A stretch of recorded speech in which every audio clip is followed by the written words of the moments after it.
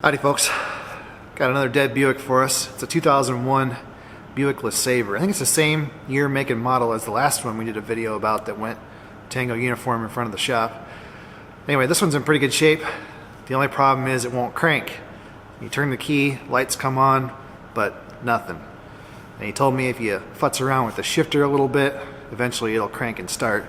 And I did get it to crank and start, brought it in the shop, but I don't think the shifter's got, well, I don't know. I don't think the shifter's got anything to do with it, but I guess we'll find out.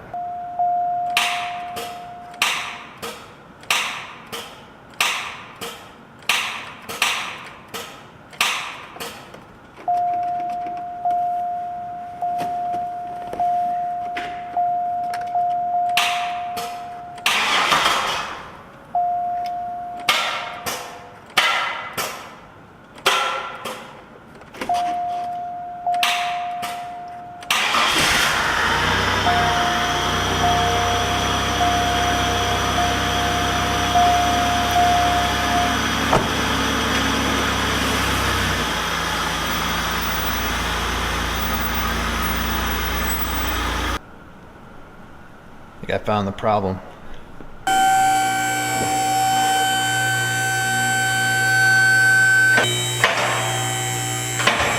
We've got to assemble a test apparatus. It gets a little bit complicated. So I got these alligator clips. We'll plug into these test leads. And then this is a test light that has banana jacks on it. And this is a male. And this is a male, so obviously they won't go together. But these are stacking banana jacks, so I can plug it into the backside like so. Or I can use these little guys, which is kind of a gender bender. Lets me hook up two males to each other. So, yeah, kind of cool stuff. I've pieced all this together. So this is just a tail light off of some kind of a trailer light system. It's inside of an oil sample bottle to protect it, and then you can buy these stacking banana jacks that you can assemble yourself. So you can make all kinds of cool test rigs that way. Alright, gotta hook up our test light here. Let's just check it, make sure it works. Which it does not. Let's try the regular test light. Nothing. What's going on here? I don't know what's going on. I can't get any, there's no power with that starter. That's not normal. It's super clean down here. I don't think it's a corrosion problem. There we go.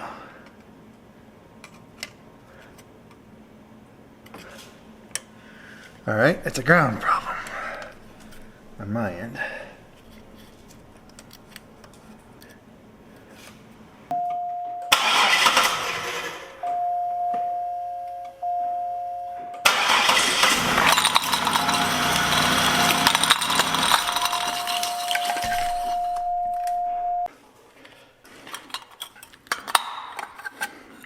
Not very smart. Let's try it again for the 17th time.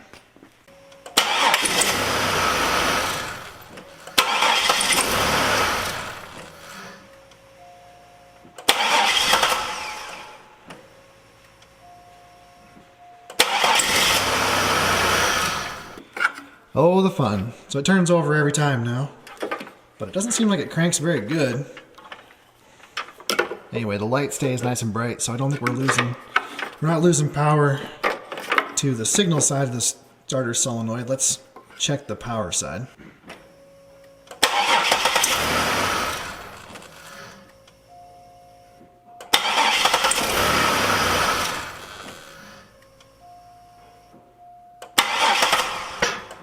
The light stays bright, so I don't think we're losing power to the starter, and everything's squeaky clean underneath.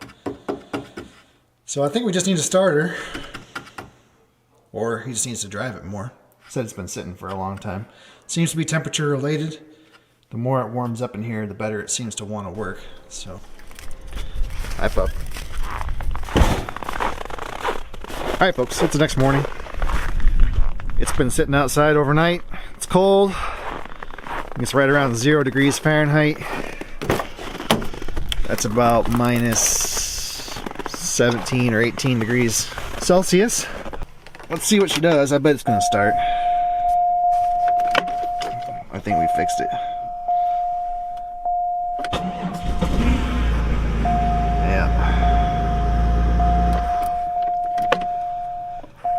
Still doesn't seem like it cranks very well though. Alright, let's pull it inside and we'll test the battery.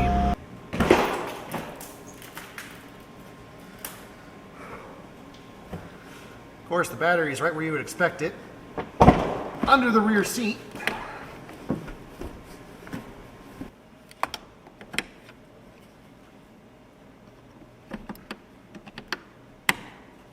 Here we go. It's a 710 cold cranking amp battery. So we're going to load it up to 350-ish amps.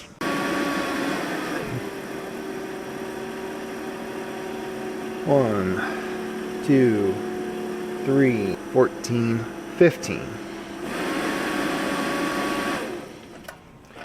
You guys probably can't read it on the camera, but at 0 degrees Fahrenheit, we're actually allowed to go down to 8.5 volts.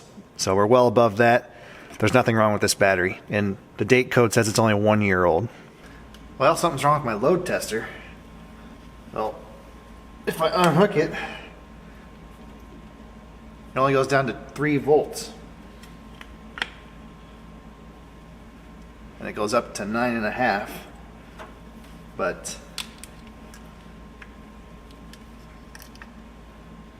it's actually 12 volts. So that's not good.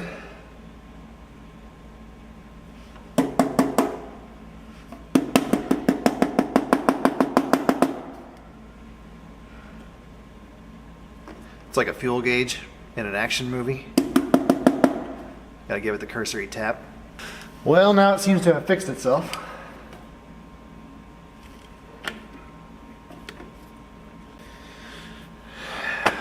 What are you gonna do?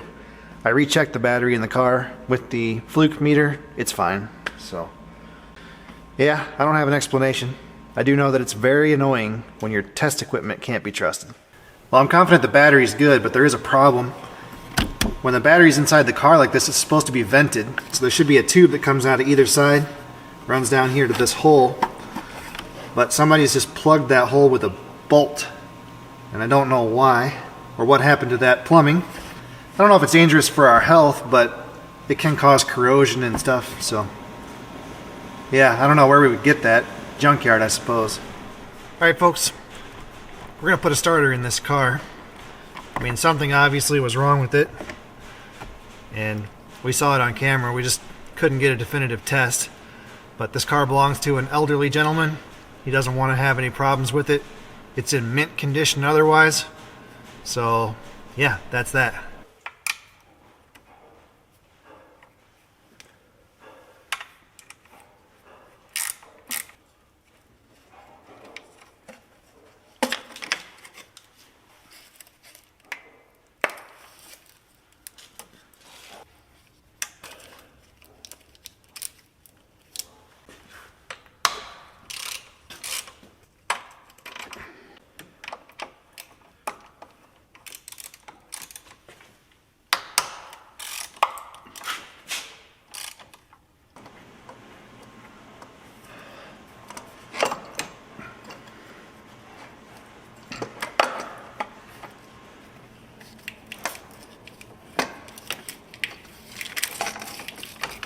There it is. Here we go. Got a new starter. Well, it's not new, it's a reman, but closest we can get to new.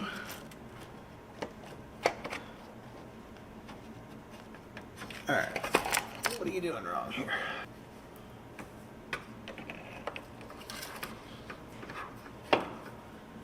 There we go. Gotta use the old cookie.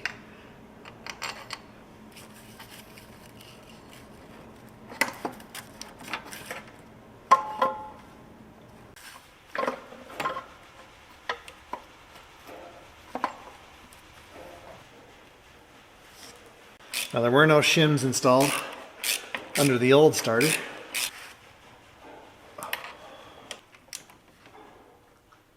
There we go.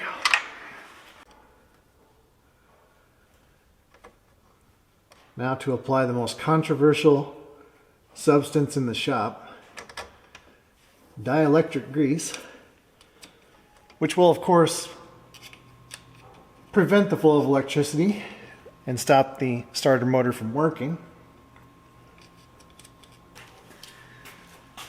because dielectric means against the flow of electricity.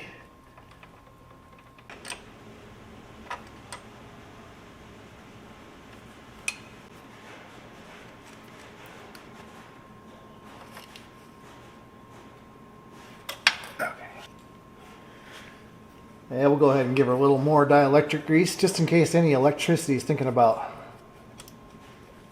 passing through these connections, so you wouldn't want that.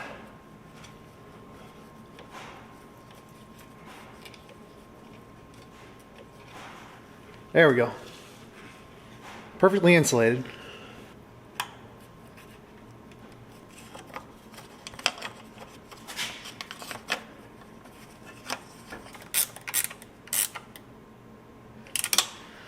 Alright folks, that is it. When it comes to starters, it doesn't get much easier.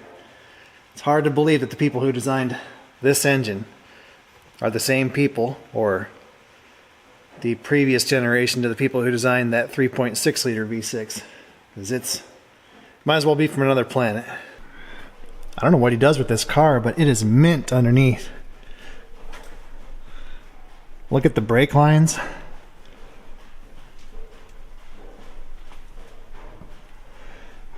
Gas tank strap. Looks like we got a blown out shock.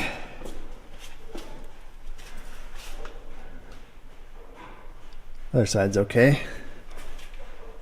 And then these tie rods, track rods back here like to rust out really bad on these cars. These ones are perfect. Fuel lines, charcoal canister, all perfect. Even the exhaust. Yeah. This is a 20-year-old car in Illinois. I think it's got 80,000 miles on it, somewhere in there, 85,000. Yeah, looks good.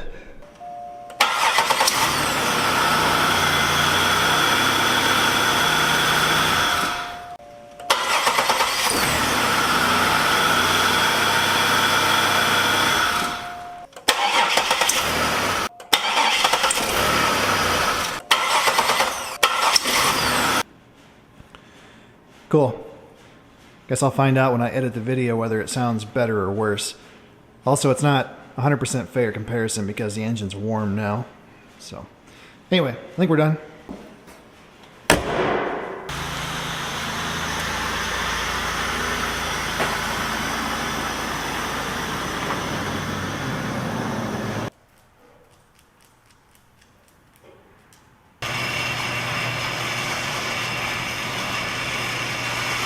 Alright folks, that's it for the Buick. Not quite what I expected when we first turned on the camera. I thought we were going to have a bad neutral safety switch or something with the ignition switch or maybe a security problem, but it didn't turn out that way. I feel pretty confident with our, how do I want to say it? I'm okay with what we did. I don't like to, just launch a $150 starter at the problem without doing a little bit of testing, but unfortunately, by the time we got around to testing it, the problem had kind of self-corrected. But my mechanic's gut feeling says that it had a problem with the starter solenoid, and this is an older gentleman who owns this car. He doesn't want to have problems with it, so I think it's okay to fire the parts cannon. Maybe that starter would have been fine after it snapped out of its little funk, but I have a feeling it would have gone right back to doing what it was doing before. So, yeah, I don't know. Not much of a video, I guess, but if you made it through it, thanks for watching, and I'll see you guys next time.